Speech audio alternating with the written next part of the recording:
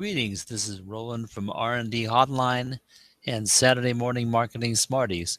I'm doing a short tutorial video that may help some people who are becoming inundated on their Google Calendar by events that they're not even signing up for. So if you are in circles and people have an event in your circles, the opportunity is for those events to find their way to the Google Calendar, at your Google Calendar. If you're in their circles and they're in your circles, this could very easily happen.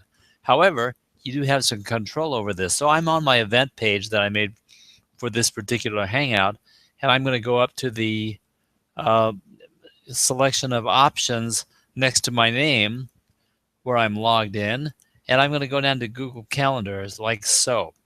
Once I go to the Google Calendar, you'll see that I have a relatively sparse calendar for the week of Christmas, and this is today and of course tomorrow.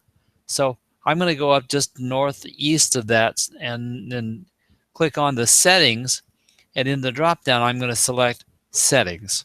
So going there, it gives me the opportunity to set how I want my calendar to interact and how I can interact with my calendar. So you can go ahead and check these various settings here, the time zone and the various things, and which day you want your calendar to start with and so forth. But the thing that I want to direct your attention to is the lower half, the lower actual third of the settings set, and just below where it says do not show weather, which I have selected, but you might want to show the weather. And matter of fact, that's kind of a handy little feature, isn't it? But anyway, the other settings here, other than alternate calendar, I don't have an alternate calendar, so I don't enter it there. But these other settings, the three that are most important, are the one that says show events you have declined, which I signify as no. The next one, automatically add invitations to my calendar. I put yes, but don't send notifications unless I have responded yes or maybe. So the event will be added to the calendar of invitations, but it'll only notify me if I signify yes. And in that respect, I could have said, use this setting down below and says, no, only show invitations to which I have responded.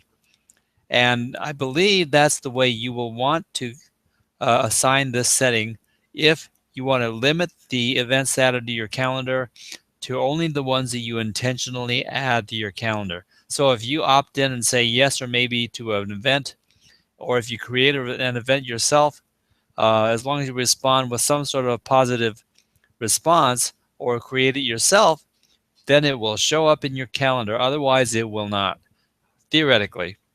And below that is like automatically add video calls to events I create.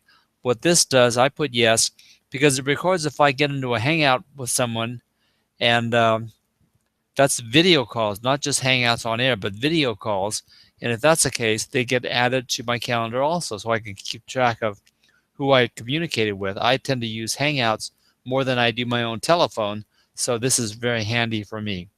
And then we skip the next setting, and the last setting is enable keyboard shortcuts, and that's up to you to decide whether you would like that enabled or not. But the couple three that are important is adding video calls to events, automatically add invitations to my calendar, and I switch that to no, and show events you have declined, no. And that should limit the number of things that end up in your calendar. So that's hopefully enough information that you would be able to take control of your calendar and not have unwanted entries in your calendar. So we'll save that, and then lo and behold, everything's pretty trim for my Christmas week. So thank you very much for watching. I hope that was helpful. And let me know if you have any comments. Comment in the comment stream, and I'll be more than happy to get back to you. And I appreciate whatever feedback you can add or subtract to what I just broadcasted. Thank you very much.